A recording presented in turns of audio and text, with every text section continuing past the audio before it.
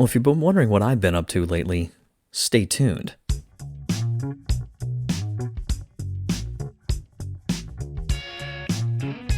Well, hello there, friends, gracious gang. Welcome to the Gracious Guest Podcast, and I am your humble host, Mike Creevy. And you are here, I am here, so let's do this thing. This is the podcast where I talk about faith and culture, movie reviews, book reviews, things like that that can help kind of explore what we see in certain Catholic commentary, Catholic literature, some of the documents of the Second Vatican Council. We see this phrase, seeds of the truth or rays of light. And basically what that kind of has to do with is the idea that because of what we believe about God, we believe God has revealed of himself to us, there are all throughout the universe and all throughout our own human interactions and our creative endeavors and things like that, fingerprints, that there are little bits and pieces, little clues, if you will, about God, his plans, his grand design, what he's like, what his intentions are, and all those sorts of things kind of programmed into the world around us. Little echoes, and these are, kind of all around us every day. For example, we see tremendous amounts of inconsistency when it comes to order out in the universe and creation. We see certain patterns, we see certain things that we can go and investigate scientifically because we can expect to find a similar pattern elsewhere. Or we sort of expect things to work a certain way. And maybe they don't work the way we originally thought they would, but we sort of assume intelligibility every time we go and do something with our intelligence. So even the fact of the human reality of doing scientific inquiry kind of bears this out a little bit. Why do we presume to be able to do that in the first place? So this is, just a couple things to think about when you hear people say that somehow religious faith and science are somehow diametrically opposed to one another. From the Catholic perspective, we'd say, of course they're not. That doesn't make any sense. And then, when you change from the realm of science over to the realm of like human creativity, why do we see certain patterns emerge in storytelling all around the world? Why do we see things like the sort of unassuming, simple, small-town person who then goes on this big adventure and becomes a hero? Why do we see kingly and priestly and prophetic figures and lots of different movies and literature and stuff like that that are not even necessarily Christian in origin or even Jewish in origin, where those three offices of priest, prophet, and king figure so prominently? So anyway, that's 3 minutes of introduction. That's plenty. Some of the things that are topics or themes that emerge a lot in this particular show. But for today, I'm going to be honest with you. I had a plan. The plan fell apart because life is unpredictable sometimes, and or predictably unpredictable. And quite frankly, there's just been a lot of stuff going on. And unfortunately, right now my wife is sick. And that doesn't really help things too much. So I was trying to do a couple extra things around the house today. And all of a sudden it's 3:22 p.m. on a Saturday. And I'm like, oh man, I have to have a show for tomorrow. So I thought I'd sit down and just tell you a little bit about what's been up with me lately. So this will be short. And if you tune into this in any way, shape, or form because you know me or you know of me because we're friends a long time ago somewhere, or we're friends on Facebook, or we just haven't seen each other in a while. Hey, Mom, if you're listening to this, I do see my mom quite a bit. But anyway, for whatever reason you're tuning into this, I thought I'd just share a little bit about kind of what's going on, a couple different categories. First one, kind of just, the work, professional world. School year's going pretty well. It is super busy, as school often is.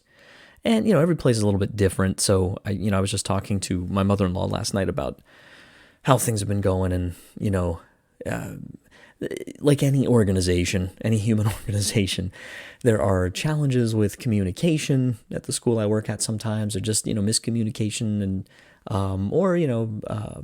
we just haven't quite cracked that yet, maybe some of us. And, things tend to pile up. One of my biggest struggles is, just, all the stuff that comes with teaching that you have to do lesson planning, to prep everything, to kind of then pick up the pieces when it doesn't quite work the way you'd hoped, and just the amount of time it takes to grade stuff, a lot of just no surprises, things that I'm used to. But well, I guess what I'm finding the real challenge is because it's a new place this year. I subbed a little bit last year, but because it's a new place, it's got its own unique challenges, and I have no doubt that I'll be better off next year by leaps and bounds, I think. So to some extent, it might just have to be part of the reality that, just have to get through it.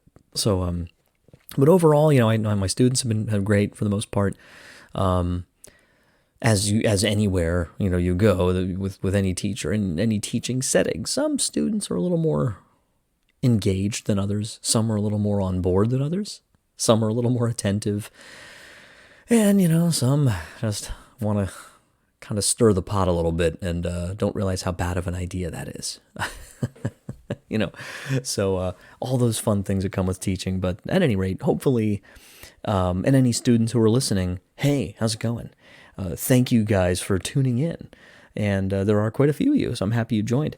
So basically, that's kind of it. School is school. We're getting close to we just kind of started the third marking period a couple weeks ago. So before too long, we'll be in the middle there. We'll be approaching the third or the fourth marking period. And everybody starts getting ready for summer. So we have a ways to go, but a lot more people than just seniors seem to get senioritis these days. So so that's kind of cool. Gracious guest stuff's going well. I've been pretty consistent getting podcasts out every 2 weeks, as you've no doubt noticed if you're a regular listener. And I have a couple of cool ones in the pipeline, but a few I've had to kind of back burner a little bit or kind of reschedule. But yeah, there's a long list. I mean, I've got plenty of ideas for things to cover on this show. It's just sometimes I don't get them recorded in time, but working on that. And then what I've been doing is releasing new episodes every 2 weeks on Sundays at noon. And then on the other Sundays in between, I've been making sure to post a blog post. And some of these are new material that I've just written, if it's a particular timely sort of issue or that sort of thing. But a lot of them actually are ones I'm sort of releasing for the first time. Some of them are reflections, some of them are meditations, some of them are related to something I might have done for coursework a few years ago. So I've started really trying to pull a lot of that stuff out, dust it off, tweak it, and put it out really for the first time. So that's exciting for me just because it's, stuff that's important to me and things I wrote maybe sometimes years ago. So keep an eye out for those blog posts. I put them out over social media and they show up routinely on the website. As soon as it posts, it pops right up on the feed there on the main splash page at thegraciousguest.org. So please go and check that out if you haven't yet, or if it's been a while, you can get some of that stuff over there, thegraciousguest.org. Also on there are the presentations, and that's something I'm hoping to tweak a little bit. There's actually been a couple opportunities coming up here. This is cool for me to present at a couple different events. So at the time of this recording, I'm recording it on February 8th, and this will be released on the 9th. So next week, or this coming week, on Saturday, the 15th of February 2020, I'm going to be presenting at St. Elizabeth Ann Seton Parish for the Deeply Rooted Conference. A couple different topics that are going on that day. It's mostly centered on growing as Christian families. And I'm giving a little workshop or a little talk on conforming to Christ, which is one that I've given in the past. And it's just really, really cool stuff. It's stuff that I am not necessarily any better at than anybody else. I'm not necessarily the expert on it by any stretch, certainly not in practice, but it's something I'm working on. And it's just a really fascinating topic that kind of culminates in looking at a couple examples of Christ in the saints. And I've actually hit on some of that in some YouTube videos that I've done. And I did one a while back about patron saints and that sort of thing. So you can go back and check that out over, if you look up The Gracious Guest on YouTube as well, you can find. So I'm doing that. And then I'm also giving a presentation on the last things as part of a Lenten reflection series at the parish right before Easter. It's actually during Holy Week that I'll be giving that talk. So that's been kind of cool. I've done speaking in the past for different things, Theology on Tap, the diocese, the education conference for the Diocese of Harrisburg, and other parish events, RCIA groups, but I haven't done it in a while. And so it's really it's a real honor. I'm very happy to be able to do it. But I'm also a little, in a way, I'm rusty. I mean, I teach every single day, but it's a little bit different, when you're doing like a retreat or a reflection or something. So keep me in your prayers for that. I'm excited. That's coming up. Secondly, kind of outside the work and professional and gracious guest kind of stuff, I'm really loving my SQPN panel duties. So for those of you who aren't familiar, you really got to get familiar with SQPN, the StarQuest Production Network, founded by Father Roderick von Hogen. And Father Roderick, he's a Dutch priest. You might know him from his YouTube Geek Out video where he watched the Force Awakens teaser trailer a couple years back and just went nuts and showed his his reaction video. It went totally viral of this priest just geeking out like, the Millennium Falcon. So, but hey, it was exciting, and he's a lifelong Star Wars fan, but he's the self-dubbed geek priest. I think that's the name of his book he wrote years back. But I first stumbled upon Father Roderick through a couple different venues long before that, and just found it really cool to hear a priest who's commenting on different pop culture things and movies and books and comic books, video games, cooking, and so always bringing the Catholic faith into it, or rather drawing it out of it sometimes, trying to find those common elements like I talked about earlier. So Father Roderick was really one of the first within the church in the podcasting world. And so I was a subscriber off and on to a bunch of his shows over the years, and one of which was The Secrets of Star Wars. And what his network had and developed over the years was two things. First of all, a true network of people all over the place, and a lot of people in the U.S., probably because of just the widespread access to podcasting and that kind of thing. So Father developed a really kind of big fan following, so to speak, and a network that really kind of grew, like the SQPN family. And what's really cool about it is over time, his work he was doing with video, which was really a lot of what he got his training in when he was a younger priest. He does a lot of documentary work and that kind of stuff. And he's doing a lot more of that kind of stuff in Holland. And, not to mention he's a parish priest, so he's super busy. So he, a couple years back, basically passed off SQPN to board of directors and really a primarily American, but not totally, group of lay people, some of whom you might have heard of, some of whom you might not have. And long story short, I ended up just kind of getting in touch with some of the folks at SQPN. Dom Bettinelli's the CEO, and he had been on Secrets of Star Wars with Father Roderick. And so I was kind of starstruck to even be talking to Dom in the first place. And but Dom's just a great guy. He's up in Massachusetts. He's done tons of work over the years in communications for different Catholic groups and dioceses and parishes. And Dom's now the CEO, and he's really the kind of head honcho, giving the guidance and everything to SQPN and getting the programming together and editing a lot of it and hosting all these shows. And through chats with Dom and appearing on a couple different standalone episodes that kind of looked at faith and culture, and just exploring cool themes like I was on a panel called The Secrets of John Williams. Secrets of is like a thing they use a lot. So they have different shows like Secrets of Star Trek, Secrets of Star Wars, Secrets of Doctor Who, like recurring shows where there's a lot of content to go through and maybe explore the connections and some of the faith connections potentially in those series. And, everybody kind of finds their niche. So I know Star Wars the best out of the different things they had potentially to join up with. And so now for the last couple months, I've been a regular panelist. I only missed one so far. I'm pretty happy. I've been on probably about 8 or 9 episodes, maybe 10 actually at this point. And no end in sight. We're loving it. So it's me and a couple people from all over the U.S. And so we have a panelist in San Diego, a panelist in Florida, one in Texas. The priest who hosts it is, I think, out in Montana or South Dakota. And so it's really cool. We get together. Now we're doing it like every 2 weeks. We'll record a show on a Monday night where we'll kind of explore some themes. And right now, since The Mandalorian ended, we were really covering that a lot. Now we're exploring Mandalorian connections and some of the other Star Wars shows and series. Right now we're focusing on Clone Wars because the new season of Clone Wars is about to drop.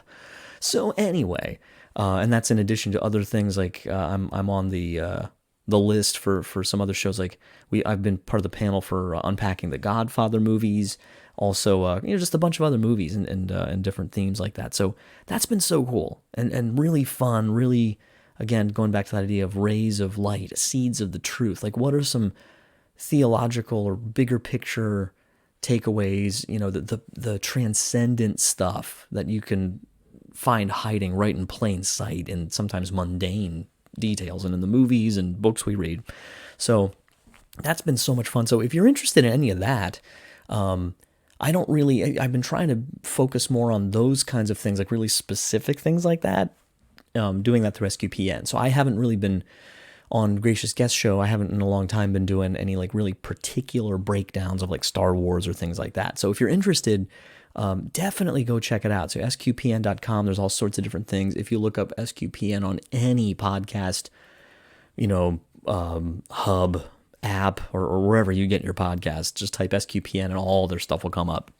And if you're particularly interested in Star Wars stuff, I really recommend our panel. We're just having a lot of fun. We're really starting to get our groove. So we release new episodes now every 2 weeks, I think, is the new plan. So typically every 2 weeks on Tuesday.